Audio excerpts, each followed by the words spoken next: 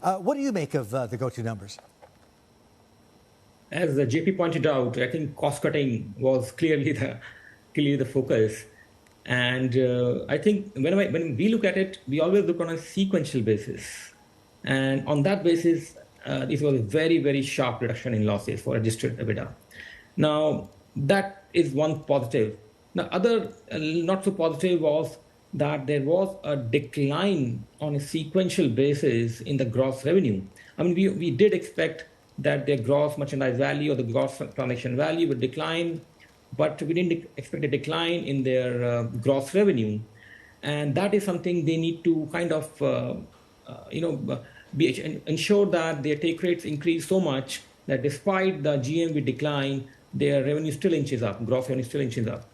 And that's why we kind of recommend most companies to focus on the gross profits. A gross profit is a metric which kind of tracks your growth at the same time your profitability. So it's kind of a right metrics at this stage in Southeast Asia. Sachin, this is JP Ong. One thing that they highlighted actually was that they were able to cut down significantly the incentives and product marketing expenses, which has been very key for a lot of these companies like Grab and GoTo in recent years. But this time around, they seem to be spending less to keep people on their platform or operators on their platform. So far, it seems to be helping at least with their margins. But do you think that this could be detrimental if they keep this up long term? And basically, how long can they continue to cut on these particular expenses without endangering revenue growth or attracting people onto their platform?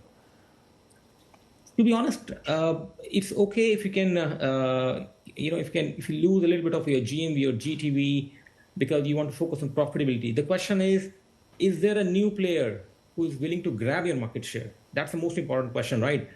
And as far as we know, we understand Indonesia is one of the most competitive market in Southeast Asia, and being the biggest market. So we understand that players like Lazada, TikTok, they are there to grab market share in e-commerce. There are some taxi guys, Maxim kind of people. So the question is, how do you balance the two? You have to ensure that you don't give, opening to the new players in a big way. And that's where the issue is. The cost cutting will continue, and I don't see an end to that because eventually they need to fork out EBITDA, have a positive EBITDA, and then they can talk about, some maybe M&A and all those stuff will come after that. You can't really go and acquire even companies if you are EBITDA negative, in my opinion.